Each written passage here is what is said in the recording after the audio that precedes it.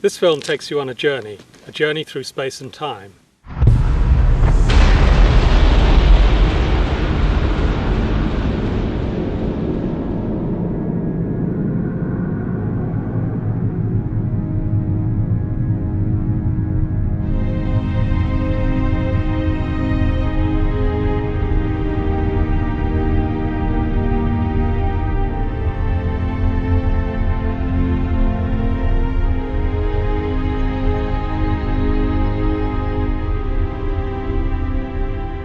I want to tell you the story of an instrument that has vastly improved our view of the skies, sharpening our perception of the universe and penetrating ever deeper toward the furthest edges of time and space.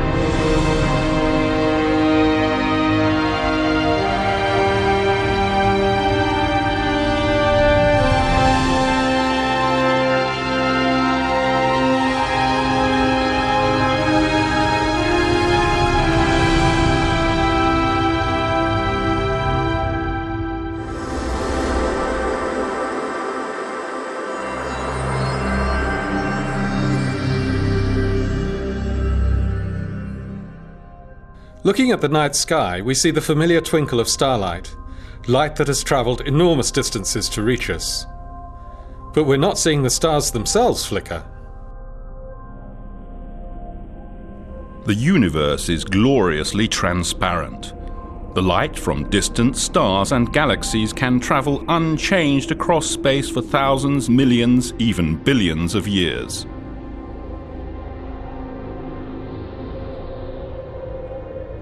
But then, in the last few microseconds before that light reaches our eyes, the accurate view of those stars and galaxies is snatched away. This is because, as light passes through our atmosphere, the ever-changing blankets of air, water vapor and dust blur the fine cosmic details.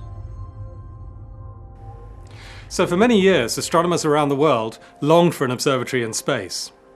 As early as 1923, the famed German rocket scientist Hermann Oberth suggested a space-based telescope. However, it would be decades before technology caught up with the dream. The American astronomer Lyman Spitzer came up with a more realistic plan for a space telescope in 1946.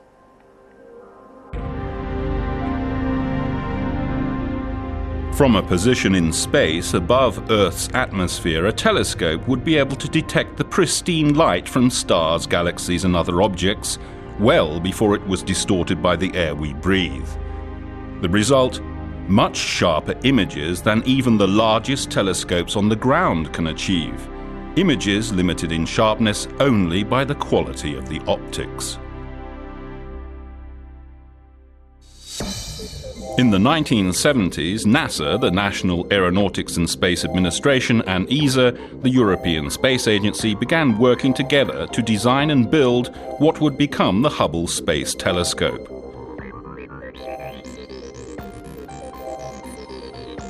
The name is a tribute to Edwin Powell Hubble, the founder of modern cosmology, who in the 1920s proved that not all that we see in the sky lies within the Milky Way.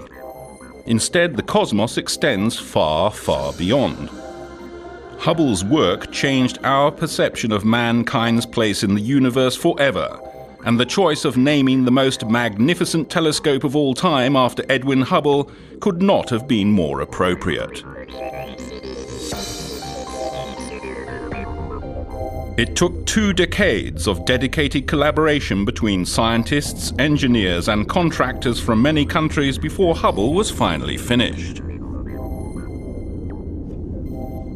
On April the 24th, 1990, 5 astronauts aboard the Space Shuttle Discovery left on a journey that changed our vision of the universe forever. They deployed the eagerly anticipated Space Telescope in an orbit roughly 600 kilometers above the Earth's surface. On Earth, the astronomers waited impatiently for the first results. But less than 2 months later, it was clear that Hubble's vision was anything but sharp. The mirror had a serious flaw. Engineers have discovered that the giant telescope has a warped mirror. One of the mirrors in the Hubble Space Telescope is out of shape, and as a result, the pictures it's sending back are no better than those from telescopes on the ground.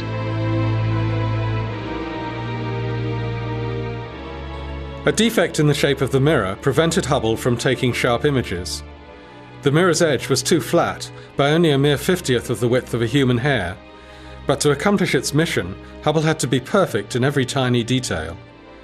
The disappointment was almost too great to bear. Not only amongst astronomers, but also for American and European taxpayers.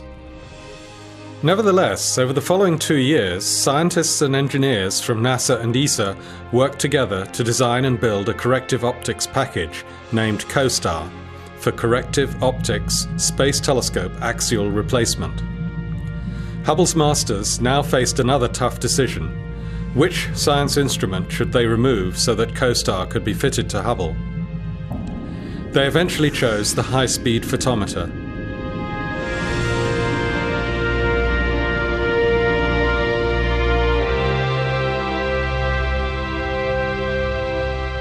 Hubble's first servicing mission in 1993 has gone down in history as one of the highlights of human spaceflight. It captured the attention of both astronomers and the public at large to a degree that no space shuttle mission since has achieved. Meticulously planned and brilliantly executed, the mission succeeded on all counts. COSTAR corrected Hubble's eyesight more perfectly than anyone had dared to hope. When the first images after the servicing came up on the computer screens, it was instantly clear that the glasses taken up by the astronauts were completely correcting Hubble's nearsightedness. Hubble was finally in business.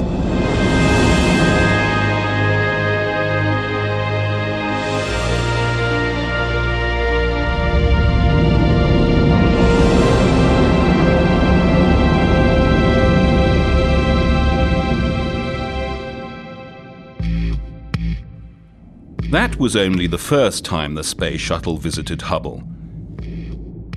The telescope was designed to be upgraded, to keep utilizing new capabilities. When more advanced instruments, electrical or mechanical components became available, they could be installed. Plus, just as your car needs servicing, so Hubble needs tuning up from time to time. Engineers and scientists periodically send the shuttle to Hubble so that astronauts can upgrade it using wrenches, screwdrivers and power tools, just as your mechanic does with a car. There have been 4 servicing missions so far, in 1993, 97, 99 and 2002, all undertaken by astronauts transported into space by NASA's Space Shuttle. The next one was supposed to occur in 2005, but was unfortunately cancelled in the aftermath of the tragic Columbia crash. Hubble's future is uncertain. It was originally designed to operate for 15 years, but it's now expected that its life could be extended to 20 years. Hubble is still producing the most astonishing results astronomers have ever known. Hubble's important mission will eventually come to an end. An unmanned probe will link up with Hubble in orbit and dock with it. When leaving Hubble, the robot will leave behind a rocket module so that after some more years of fruitful observing, engineers on the ground can activate these rockets to control Hubble's final descent into the atmosphere and to a peaceful final resting place in the ocean.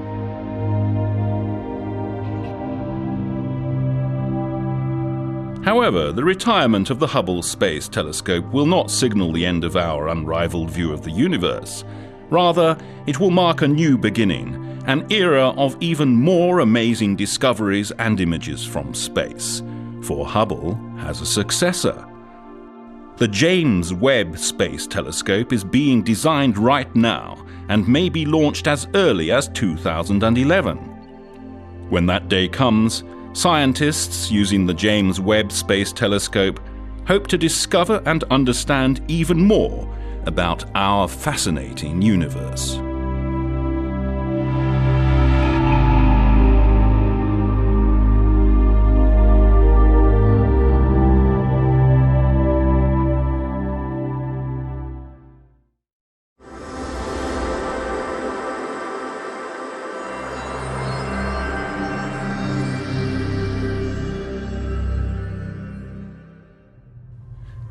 Hubble is an upgradable space-based telescope orbiting at almost 600 kilometers, placing it well above most of our image-distorting atmosphere. It takes about 97 minutes to complete each orbit. It is designed to take high-resolution images and accurate spectra by concentrating starlight to form sharper images than are possible from the ground, where the atmospheric twinkling of the stars limits the clarity.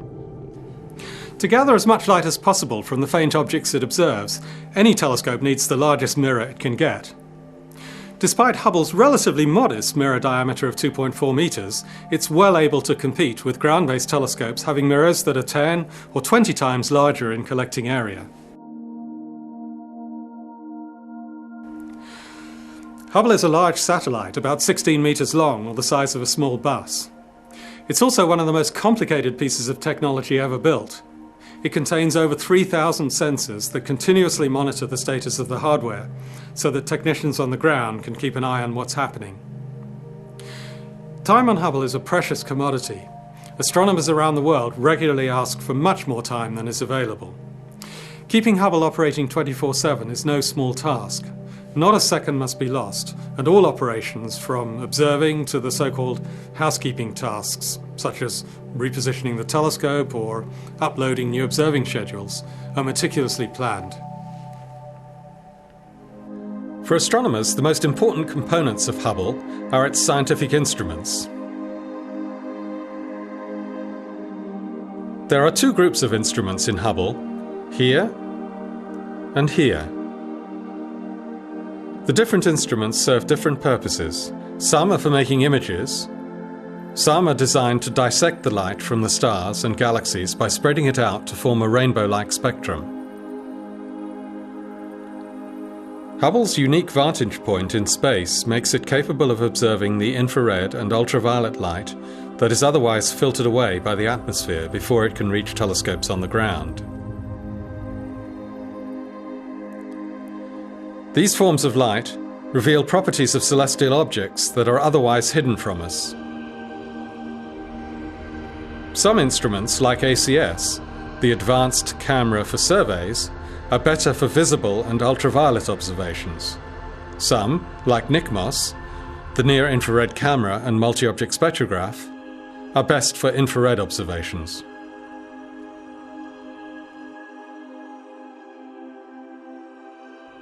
Different mechanical and electrical components keep Hubble functioning. The power for Hubble comes from solar panels on the side which convert sunlight into electricity. Gyroscopes, star trackers and reaction wheels keep Hubble steady and pointing in the right direction, not too close to the Sun, Moon or Earth, as they would destroy the light-sensitive instruments, and accurately towards the objects being studied for hours or days at a time. Hubble has several communication antennae on its side that are necessary for sending observations and other data down to Earth. Hubble sends its data first to a satellite in the Tracking and Data Relay satellite system, which then downlinks the signal to White Sands, New Mexico. The observations are sent from NASA in the United States to Europe, where they are stored in a huge data archive in Munich.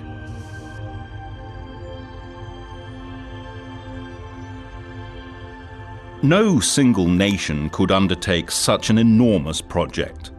Hubble has been a major collaboration between NASA and ESA, the European Space Agency, from an early stage in its life.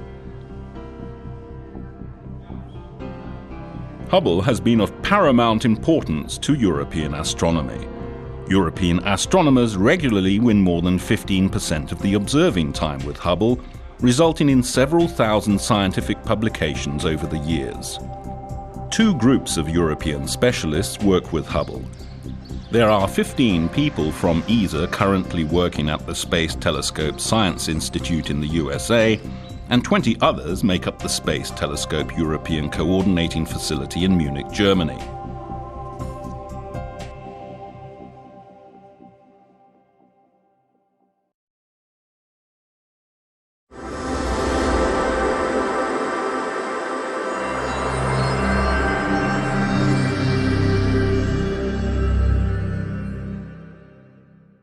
There are no boundaries in space.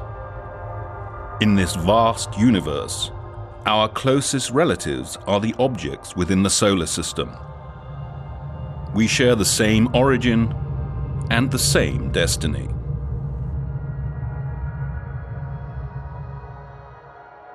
Our solar system was formed about 4.5 billion years ago from a huge gas cloud. Ironically, it could have been the deadly force of a thermonuclear blast from an exploding star in the vicinity that triggered our creation.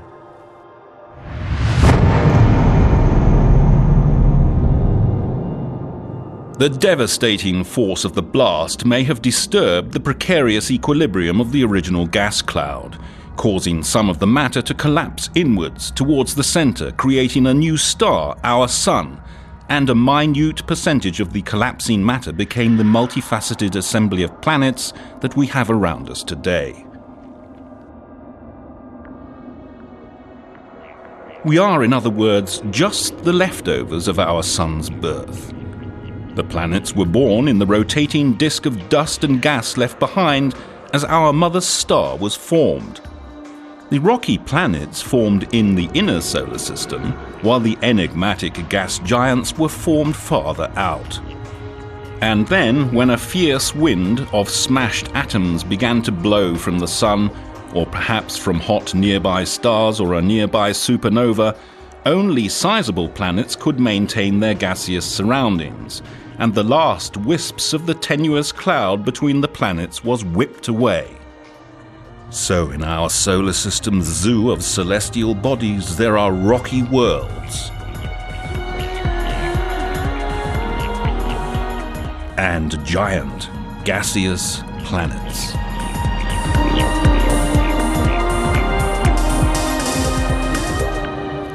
Even now, there's no exact estimate of the amount of matter, or even the number of planets that exist in the solar system. Since Pluto's discovery in the 1930s and its satellite Charons in the 1970s, astronomers have been trying to figure out if there's anything else out there beyond the 9th planet. In 2003, Hubble spotted something moving fast enough across the background of faraway stars to be an object within the solar system. Estimates show that it could be about the size of a planet, and it's been named Sedna, after an Inuit goddess. Sedna may be 1,500 kilometers in diameter. That's about 3/4 the size of Pluto, but so far away that it appears just as a small cluster of pixels, even to Hubble. Nevertheless, it's the largest object discovered in the solar system since Pluto. The Sun is about 15 billion kilometers from Sedna, 100 times further than Earth's distance from the Sun, and barely gives out as much light and heat as the full moon. So Sedna is engulfed in an eternal bleak winter. Sedna is not the only mysterious object out there. Debris from the formation of the planets is still floating everywhere in the form of asteroids and comets of various shapes and sizes. Sometimes their orbits can lead them on catastrophic courses. The Hubble Space Telescope witnessed the final journey of the comet Shoemaker-Levy 9. It was torn into numerous pieces by Jupiter's gravitational pull when it passed the massive planet in the summer of 1992. 2 years later, these fragments returned and drove straight into the heart of Jupiter's atmosphere. Hubble followed the comet fragments on their last journey and delivered stunning high-resolution images of the impact scars. Our Earth could easily fit into any of these black bruises.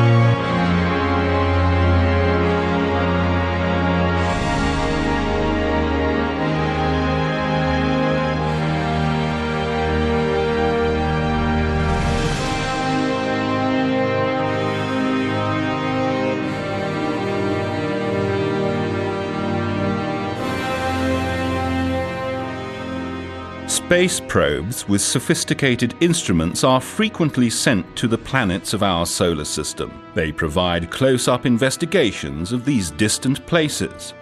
Hubble too provides its own unique service by opening a window on our solar system that is never closed.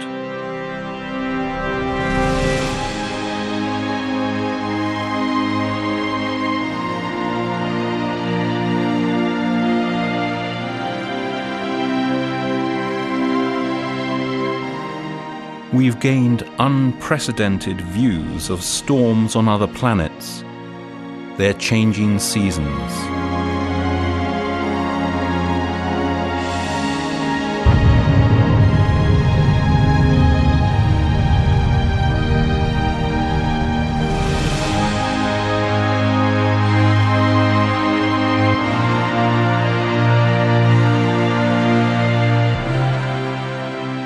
And unprecedented views of other atmospheric events, such as aurorae, known on Earth as the Northern and Southern Lights.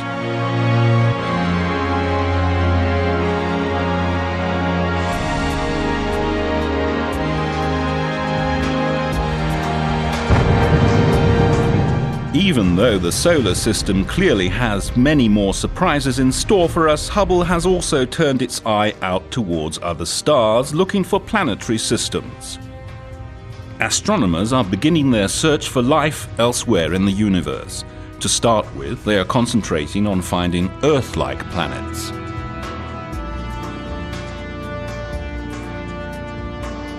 In 2001, Hubble made the first direct detection of the atmosphere of an extrasolar planet and partially determined its composition.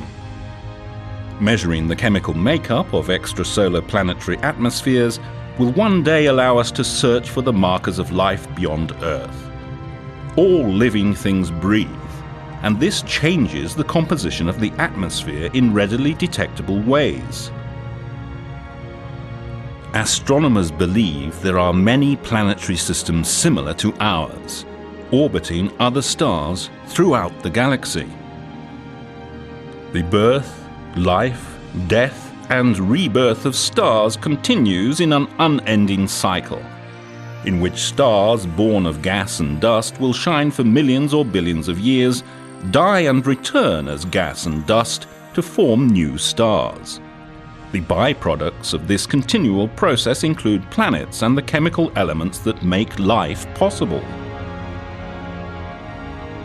So throughout the entire vastness of space, the eternal ebb and flow of life continues.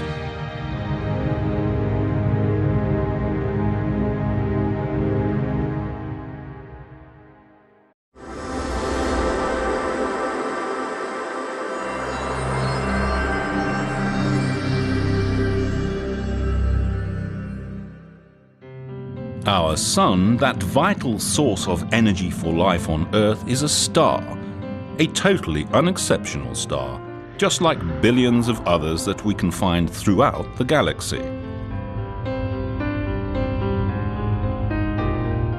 A star is nothing but a sphere of glowing gas. It forms out of a compressed cloud of gas and releases energy steadily throughout its life because a continual chain of nuclear reactions takes place in its core. Most stars combine hydrogen atoms to form helium through the process called nuclear fusion, the same process that powers a devastating hydrogen bomb. In fact, stars are nuclear factories that convert lighter elements into heavier elements in a series of fusion reactions. They will keep glowing until they run out of fuel. And that's it, a star's life, a quiet beginning and a steady progress to a sometimes violent end. But how can we be certain of this picture when an individual star like the Sun outlives humans by a factor of a few 100 million? To investigate the life cycle of a particular organism on Earth, we don't have to track an individual specimen's entire life. Instead, we can observe many of the organisms at once. This will show us all the different phases of its life cycle. For example, each stage of a person's life is a snapshot of the human experience. And so it is with stars. Stars live and die over millions or even billions of years. Even the most reckless stars live for at least 1 million years, longer than the entire history of humankind. And that's why it's extremely difficult to track age-related changes in individual stars. To learn more about them, we must study different stars at every stage of life, and so piece together the entire cycle from birth to death. Hubble's vivid images have documented the tumultuous birth of stars and delivered many astonishing images in colourful detail.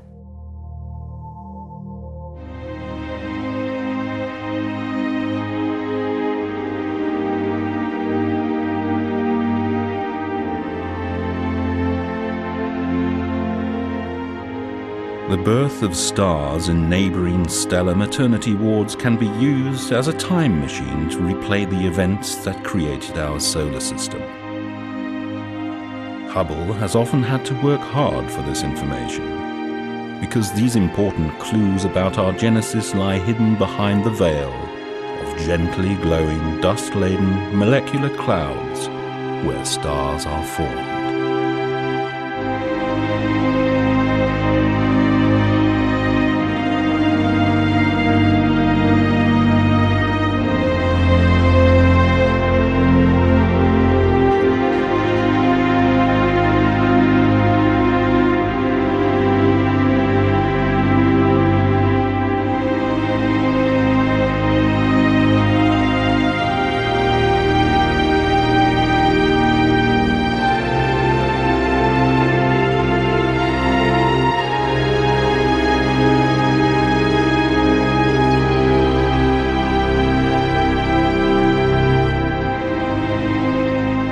Right now, there are stars forming everywhere in the universe.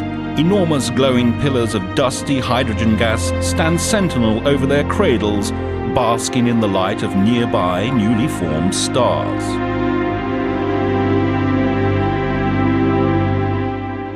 Hubble's ability to observe infrared light enables it to penetrate the dust and gas and reveal the newly born stars as never before.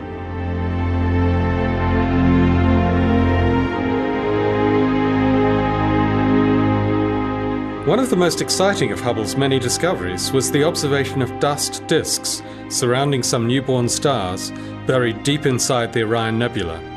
Here we are actually seeing the creation of new solar systems where planets will eventually form, just as they did in our own solar system 4.5 billion years ago.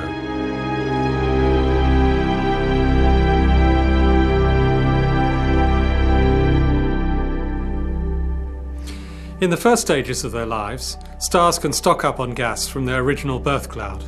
Material falling onto the star creates bubbles, or even jets, as it's heated and blasted out along a path that follows the star's rotation axis, a bit like the axis through a wheel.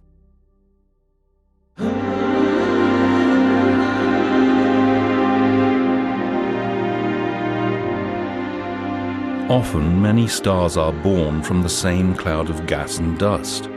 Some may stay together through their whole lifetime, keeping step as they evolve, like childhood friends that you keep for life.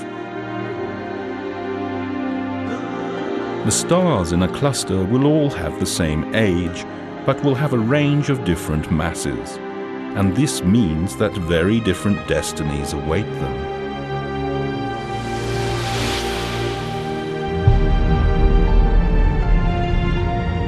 human existence is the mere blink of an eye compared with the life of a star. So the direct observation of a transition between different stages of a star's life can only come about by lucky chance. In 15 highly productive years, Hubble has allowed us to observe some stars aging in real time.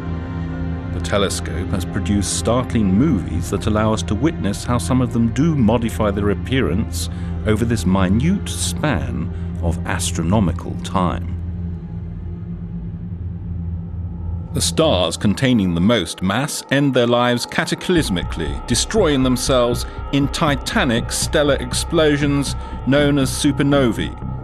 For a few glorious months, each becomes one of the brightest objects in the entire universe, outshining all the other stars in its parent galaxy.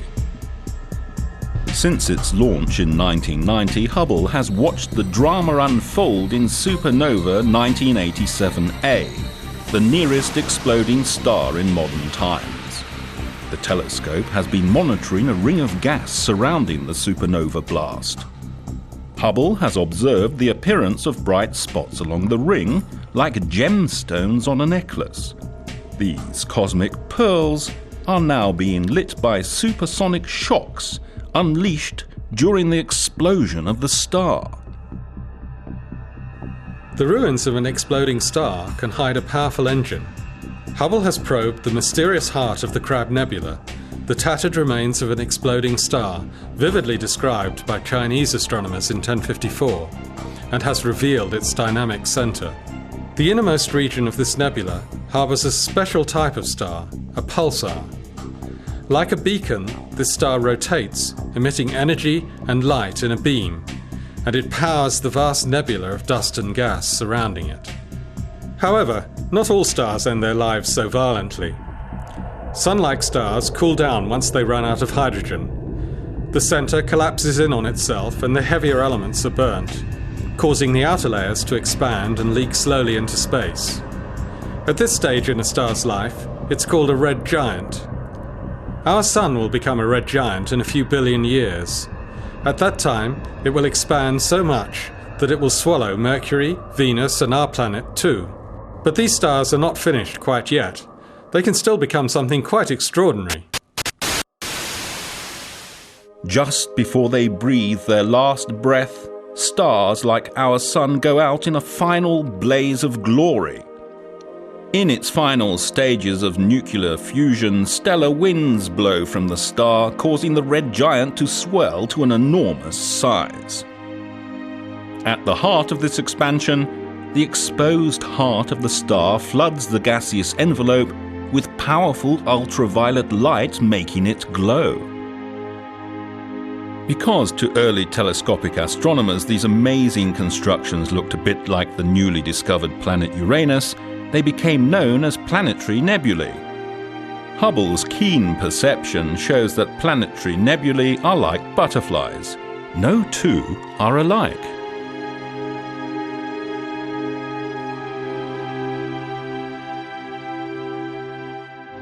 Hubble's dazzling collection of planetary nebulae show surprisingly intricate glowing patterns.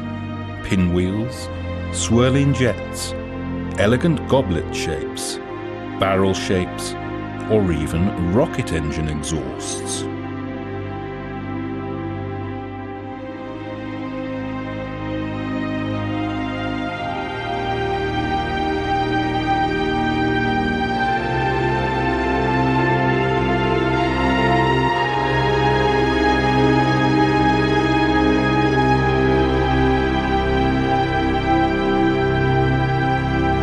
From its unique position high above the distorting atmosphere, Hubble is the only telescope that can observe the swollen outer envelope of these dying stars in full detail.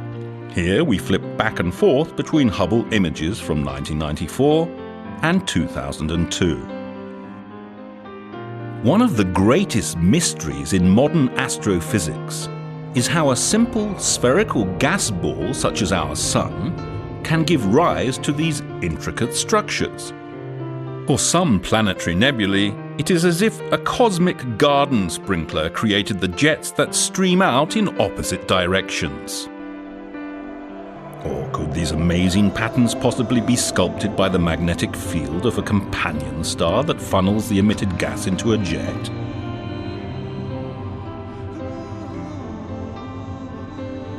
Whatever their cause, in only 10,000 years these fleeting cosmic flowers disperse in space. Just as real flowers fertilize their surroundings as they decompose, the chemical elements produced inside the star during its life are dispersed by the planetary nebula to nourish the space around it, providing the raw material for new generations of stars, planets, and possibly even life. Because they disappear so quickly on a cosmic timescale, there are never more than about 15,000 planetary nebulae at any one time in our Milky Way. A more lasting monument to the dead star is the tiny heart it leaves behind. Known as a white dwarf, each of these exceptionally dense Earth-sized stars are fated to spend the rest of eternity gradually leaking their residual heat into space, until eventually, in many billions of years, they approach the frigid, minus 270 degrees centigrade of space.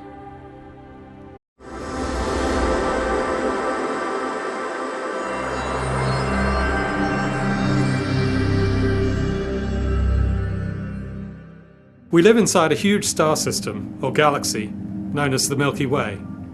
Seen from the outside, the Milky Way is a gigantic spiral consisting of a central hub embraced by long arms. The whole system slowly rotates. Between the stars, there are vast amounts of dust and gas that we can see, and some unknown material called dark matter that remains invisible to us. Far from the centre, out in one of the spiral arms, the suburbs of the Milky Way, there's a tiny star system, our home, the solar system.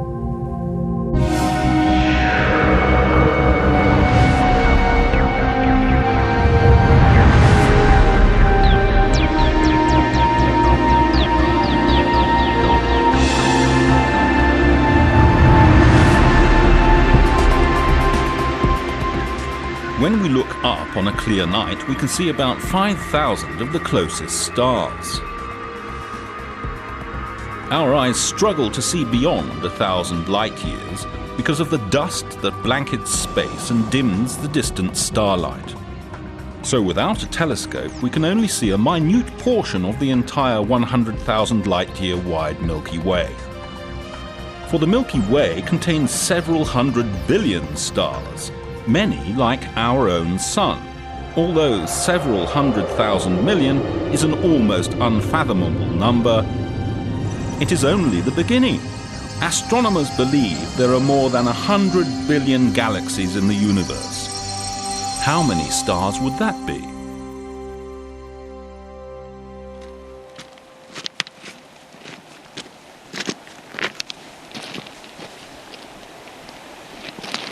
In a handful of sand, there can easily be 50,000 individual grains.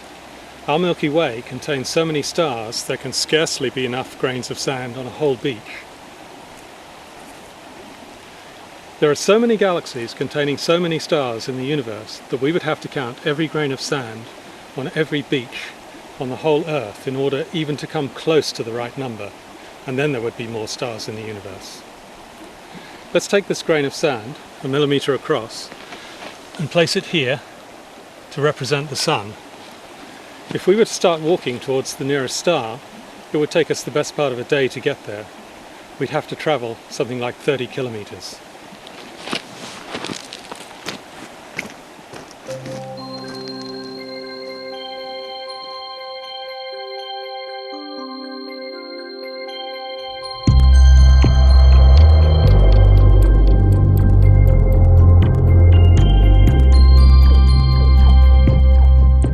So galaxies are mostly large collections of emptiness. If we could squeeze together all the stars in the Milky Way, they would easily fit into the volume of space between our Sun and the nearest star. In fact, to completely fill that volume, we would have to pack in all the stars from all the galaxies in the entire universe.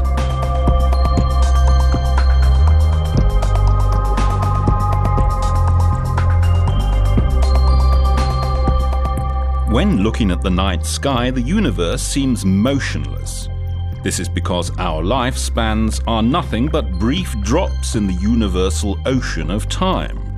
In fact, the universe is in constant motion, but we would need to watch for vastly longer than a lifetime to perceive that motion in the night sky. Given enough time, we would see stars and galaxies move. Stars orbit the center of the Milky Way, and galaxies are pulled together by each other's gravity. Sometimes they even collide. Hubble has observed numerous galaxies crashing together.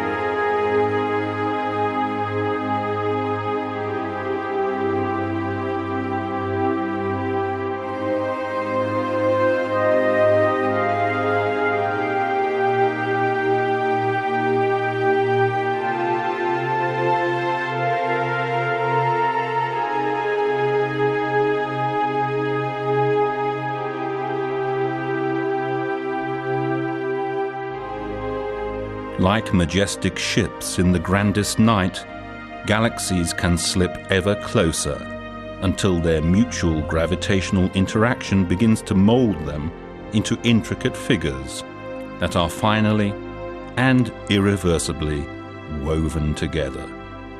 It is an immense cosmic dance, choreographed by gravity.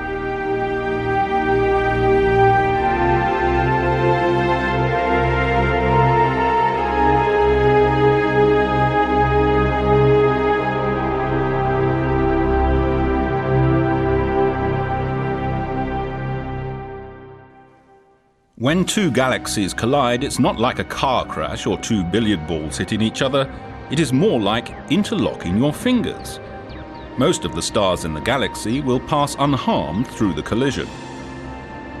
At worst, gravity will fling them out along with dust and gas to create long streamers that stretch 100,000 light-years or more. The two galaxies, trapped in their deadly gravitational embrace, will continue to orbit each other, ripping out more gas and stars to add to the tails. Eventually, hundreds of millions of years from now, the two galaxies will settle into a single combined galaxy. It is believed that many present-day galaxies, including the Milky Way, were assembled from such a coalescence of smaller galaxies occurring over billions of years. Triggered by the colossal and violent interaction between the galaxies, stars form from large clouds of gas in firework bursts, creating brilliant blue star clusters. Our own Milky Way is on a collision course with the nearest large galaxy, the Andromeda Galaxy. They are approaching each other at almost 500,000 kilometers per hour, and in 3 billion years will collide head-on. The direct collision will lead to a magnificent merger between the two galaxies, during which the Milky Way will no longer be the spiral galaxy we are familiar with. Instead, it will evolve into a huge elliptical galaxy containing all of its own stars and all of those of the Andromeda Galaxy too. Seen from the Earth, the collision will look something like this. Although this will not happen for a very long time, there are other dark forces of nature in play everywhere around us, even as we speak.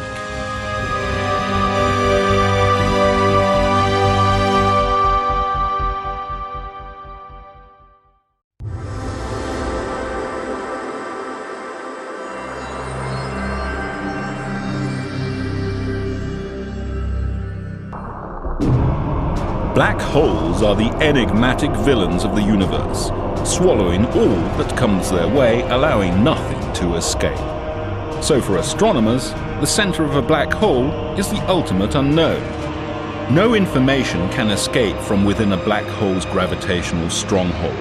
There is no way to find out what is in there. Not even light can escape. So how do we know that they are even there?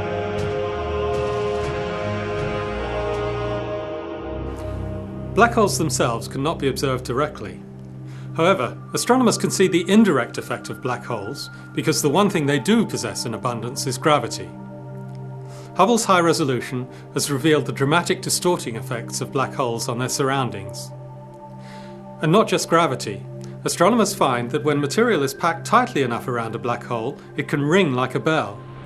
This is the actual note produced by a black hole some 250 million light-years from Earth. It reverberates through the disk and has been altered here to fall within the range of human hearing. In reality, it's B-flat, some 57 octaves below middle C. Astronomers believe that black holes are singularities, simple points in space, no volume, no extension, but infinitely dense. Black holes can be created during the final collapse of a massive star many times the size of the Sun. The stellar corpse left after the demise and collapse of a massive star can be so heavy that no force in nature can prevent it crumpling under its own weight into an infinitely small volume. Although matter has apparently disappeared, having been compacted into nothingness, it still exerts a powerful gravitational pull, and any stars or other objects that come too close can be pulled in. For any black hole, there is a point of no return called the event horizon. Once something, a nearby star, say, is pulled in past this point, it will never be seen again. On its way towards the event horizon, the doomed star will begin to follow a fatal spiraling orbit. As the star approaches the black hole still further, the matter closest to the hole feels a greater attraction than the rest of the star, sucking and stretching the star out towards the hole, until the immense tidal forces pull it to pieces and devour it.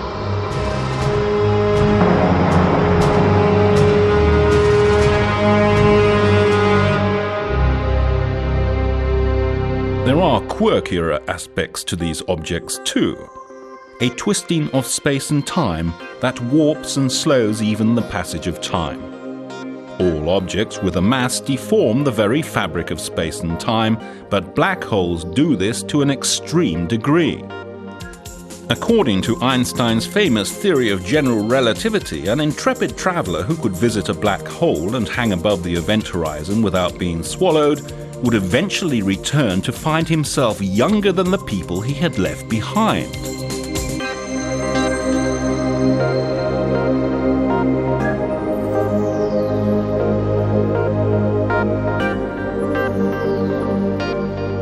Perhaps the most curious objects astronomers have hypothesized about are wormholes. A wormhole is essentially a short cut through space-time from one point in the universe to another point in the universe. Maybe wormholes, if they exist, will someday allow travel between regions in space faster than it would take light to make the journey through normal space.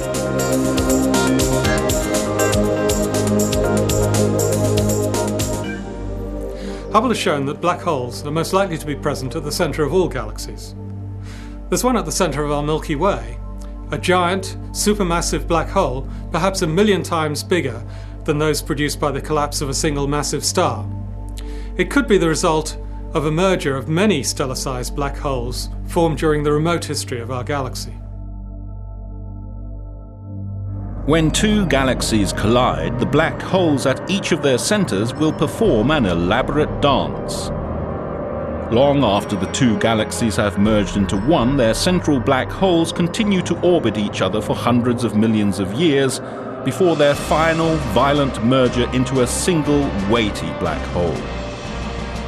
This final process is so powerful that it changes the fabric of space-time enough that we may be able to observe it from the Earth with a new breed of gravitational wave telescopes or from special spacecraft in orbit.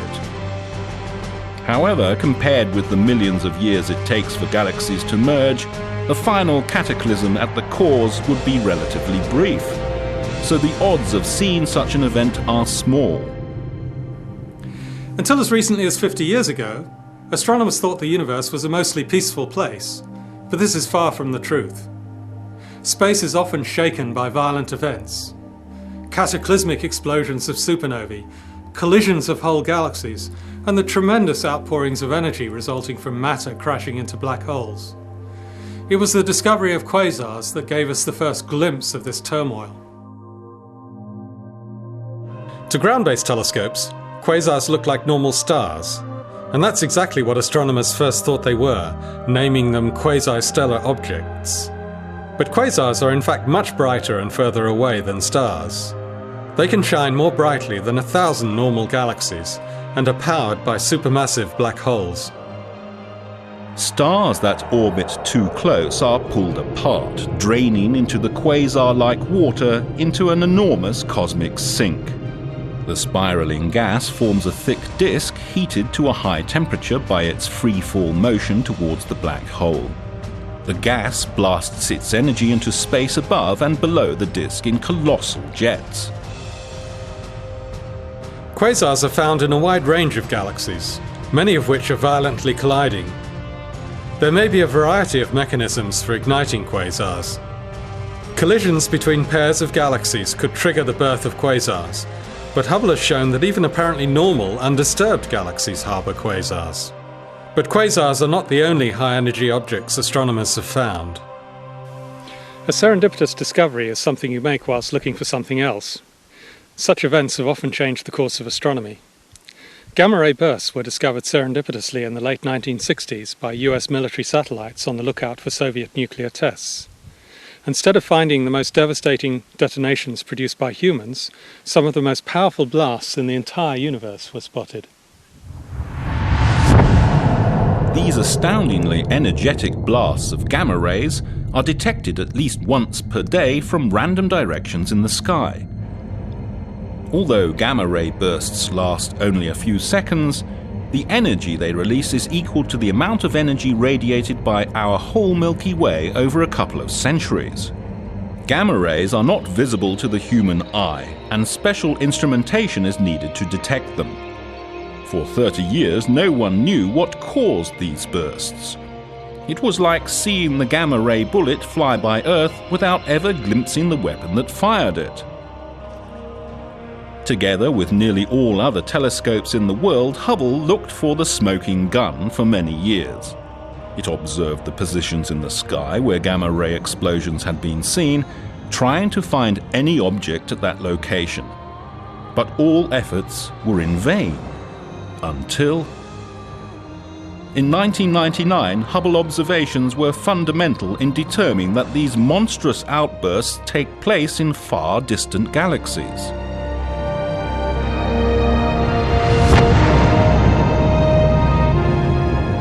The cause could be the blast produced in the final cataclysmic collapse of a massive star, or the dramatic encounter of two very dense objects such as two black holes, or a black hole and a neutron star.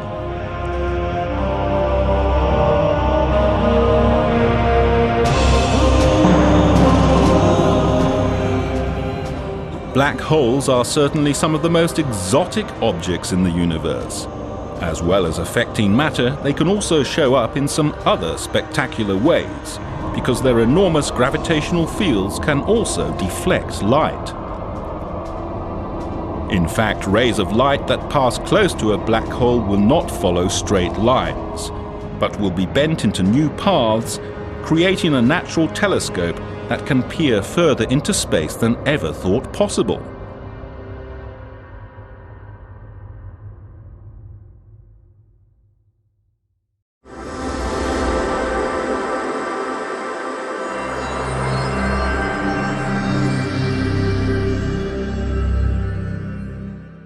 Just as a wanderer in the desert sees a mirage when light from remote objects is bent by the warm air hovering just above the sand, we may also see mirages in the universe.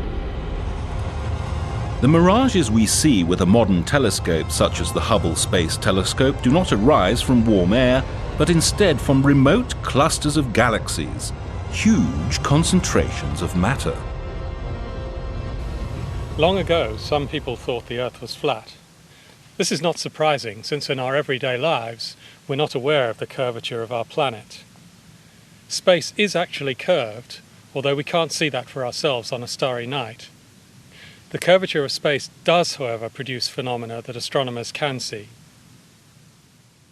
One of Albert Einstein's predictions is that gravity warps space and therefore distorts rays of light in the same way that ripples on a pond create a warped honeycomb pattern of light on the sandy bottom.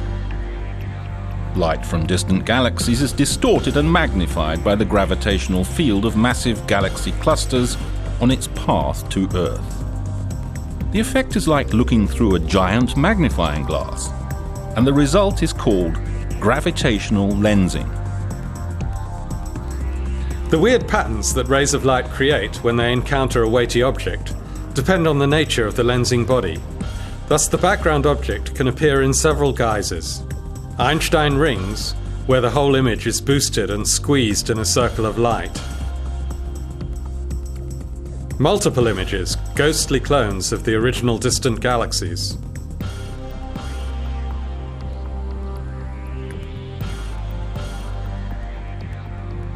Or distorted into banana-like arcs and arclets.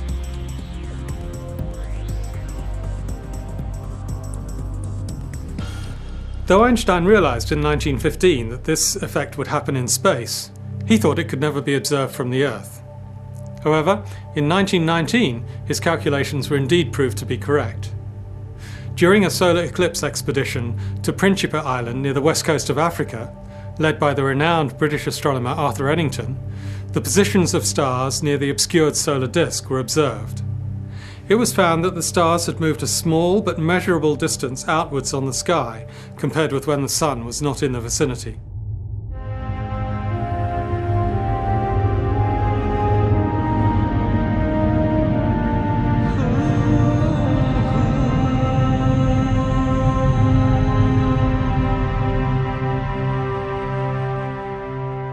Nowadays, faint gravitational images of objects in the distant universe are observed with the best telescopes on Earth and, of course, with the sharp-sighted Hubble.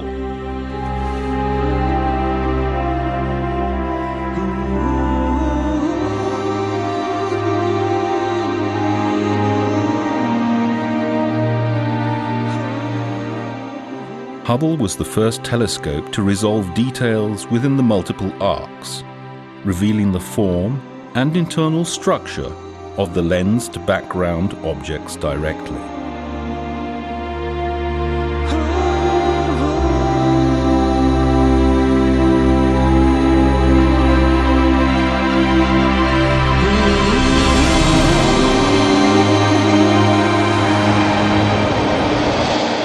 In 2003, astronomers deduced that a mysterious arc of light on one of Hubble's images was the biggest, brightest, and hottest star-forming region ever seen in space.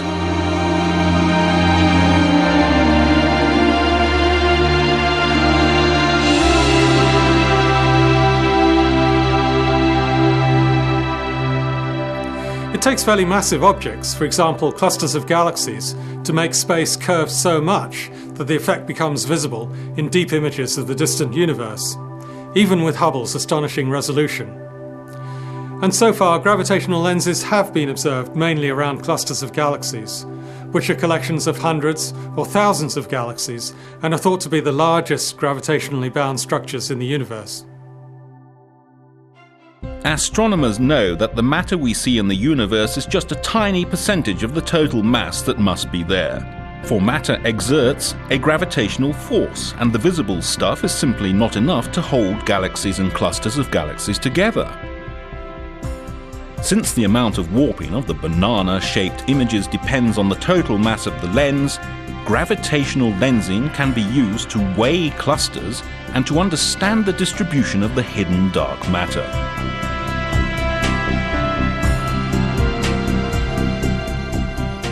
On clear images from Hubble, one can usually associate the different arcs coming from the same background galaxy by eye. This process allows astronomers to study the details of galaxies in the young universe and too far away to be seen normally with the present technology and telescopes.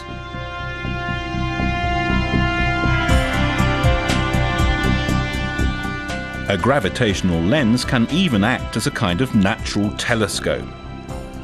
In 2004, Hubble was able to detect the most distant galaxy in the known universe, using the magnification from just such a gravitational lens in space.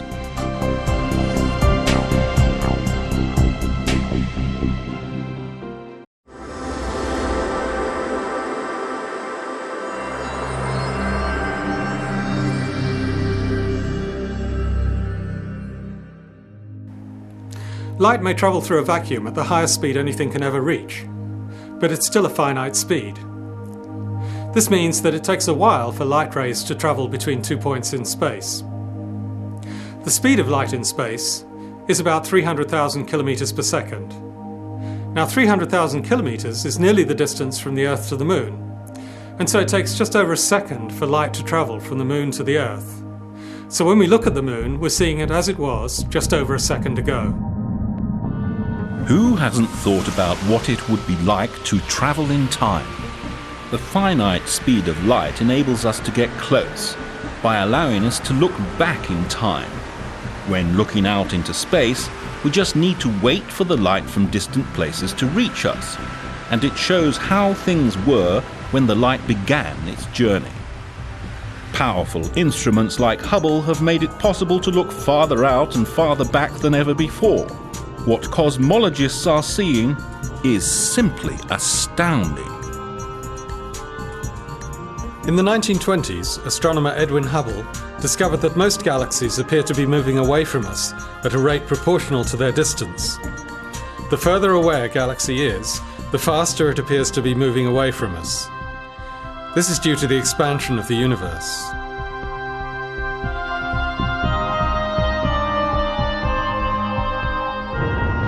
That expansion began in a titanic explosion called the Big Bang many billions of years ago. The rate of expansion holds the key to estimating the age and size of the universe. This rate is called the Hubble constant. The age and size of the universe can be estimated by running the expansion backwards, until everything is compressed into that infinitely small point of energy from which the universe was generated. The top-ranked scientific justification for building Hubble was to determine the size and age of the universe. The quest to determine the Hubble constant precisely was headed by the Key Project team, a group of astronomers who used Hubble to look for remote, accurate milepost markers, a special class of stars called Cepheid variables.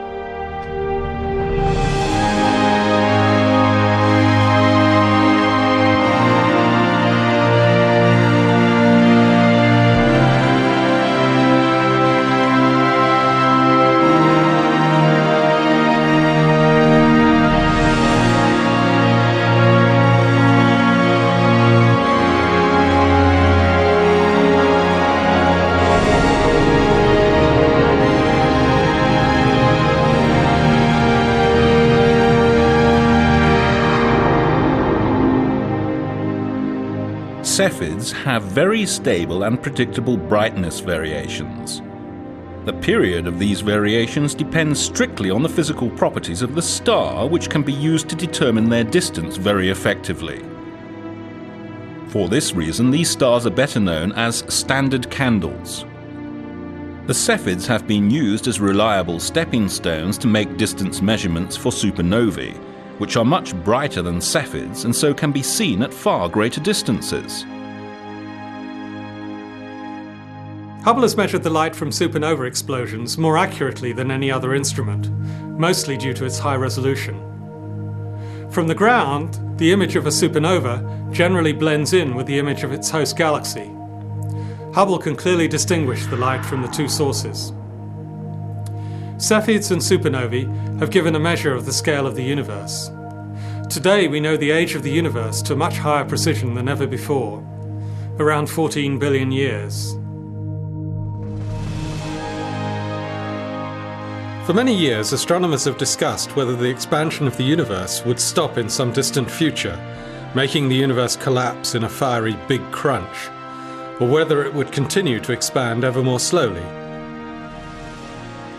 Combined observations of distant supernovae with Hubble and most of the world's top-class telescopes were used to measure distances to remote supernovae. And it looks like the expansion of our universe is nowhere near slowing down. Instead, it seems to be speeding up.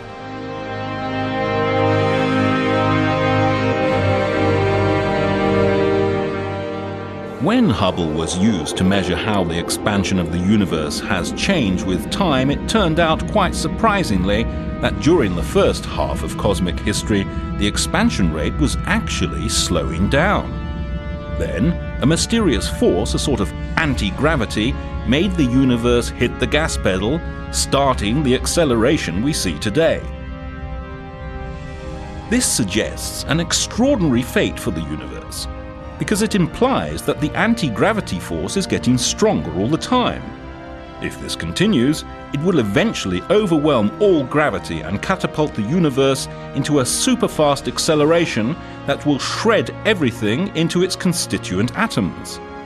Cosmologists have called this nightmare scenario the Big Rip.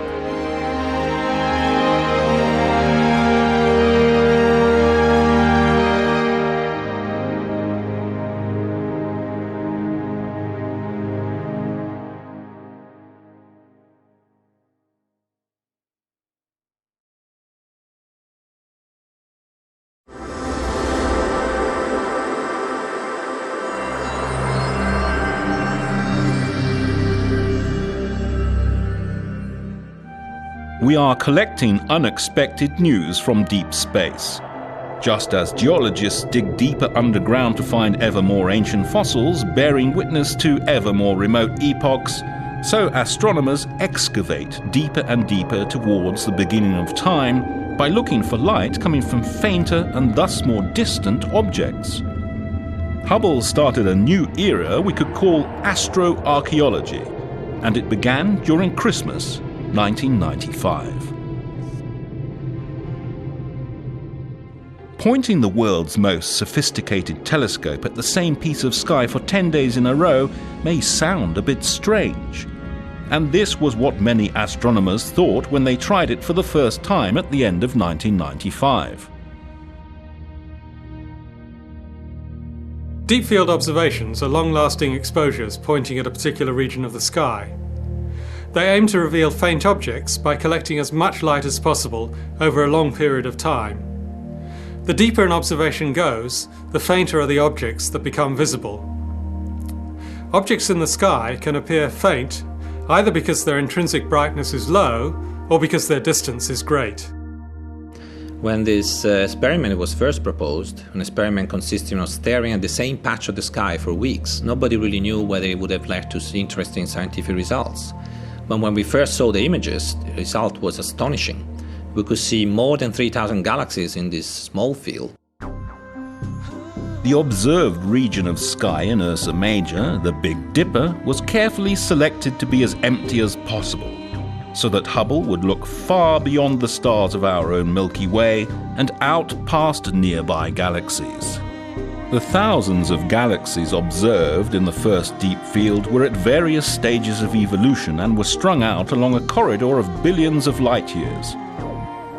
This allowed astronomers to study the evolution of these objects through time, glimpsing different galaxies at different stages of their lives. After the first deep field, another long exposure was taken in the southern sky. Together, the Hubble Deep Field North and South gave astronomers peepholes to the ancient universe for the first time. Some of the objects viewed on the images were so dim that seeing them would be as difficult as discerning a flashlight on the moon from Earth. And we could definitely tell that the Hubble Deep Field has opened a new era in observational cosmology, transforming our view of the distant universe. The Hubble Deep Fields have caused a real revolution in modern astronomy.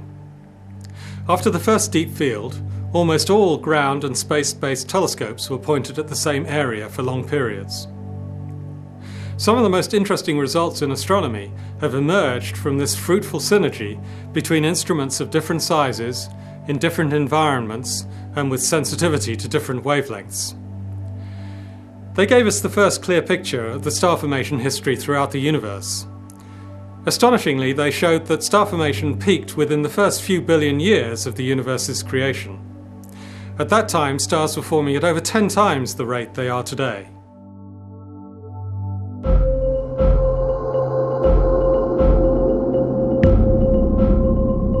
Once they had begun to discover the most distant universe ever seen, Hubble astronomers tried to push their observations even farther back in time.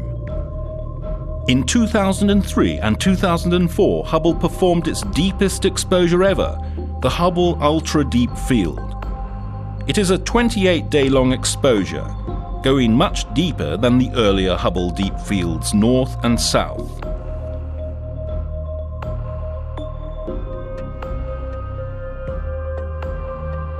The Hubble Ultra Deep Field reveals the first galaxies to emerge from the so-called Dark Ages, the time shortly after the Big Bang when the first stars reheated the cold, dark universe. Just after the Big Bang, in the newborn, fast-expanding universe, before the era of the stars and galaxies, the distribution of matter was fairly smooth. As time went on, the king of all forces, gravity, started acting. Slowly, but steadily.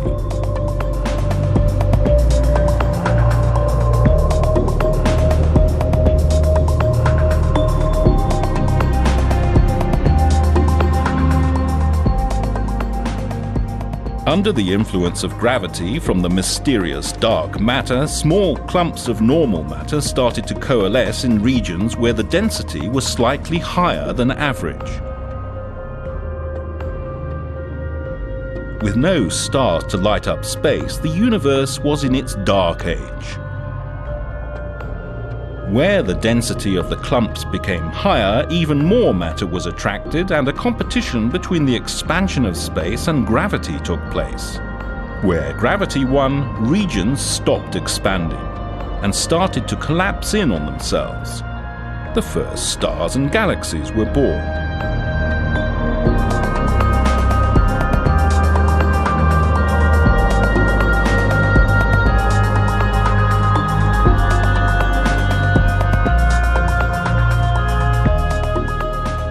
Where the matter density was highest, at the intersections between the large web-like structures of matter, the largest structures we know were formed, clusters of galaxies.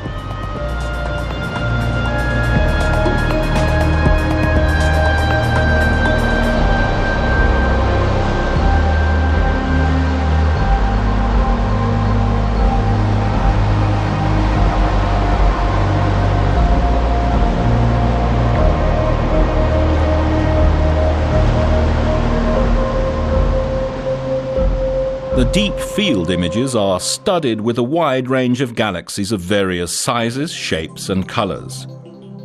Astronomers will spend years studying the myriad shapes of the galaxies in this image to understand how they formed and have evolved since the Big Bang. In vibrant contrast to the image's rich harvest of classic spiral and elliptical galaxies, there is also a zoo of oddball galaxies littering the field. Some look like toothpicks, others like links on a bracelet. A few appear to be interacting with each other. Their strange shapes are a far cry from the majestic spiral and elliptical galaxies we see today. These oddball galaxies chronicle a period when the universe was more chaotic, when order and structure were just beginning to emerge. One of the great things about Hubble is that there are many instruments on board that can make different observations at the same time. The Hubble Ultra Deep Field is actually two separate images taken by two instruments, Hubble's ACS camera and the NICMOS instrument. NICMOS sees even further than the ACS. It detects infrared light, And so it's able to reveal the furthest galaxies ever seen because the expanding universe has stretched and weakened the light from these objects so much that they're now only visible at infrared wavelengths. The Hubble ultra-deep field is likely to remain the deepest image of the universe for the next decade or so, until an ESA Ariane rocket launches the James Webb Space Telescope in 2011. Up until today, during the first 15 years of its life, Hubble has orbited the Earth 80,000 times. This is the same as 3.5 billion kilometers, or 24 times the distance from the Earth to the Sun. Hubble has taken more than 500,000 exposures of the universe and created a visual heritage that has shaped the way humanity looks at the universe today.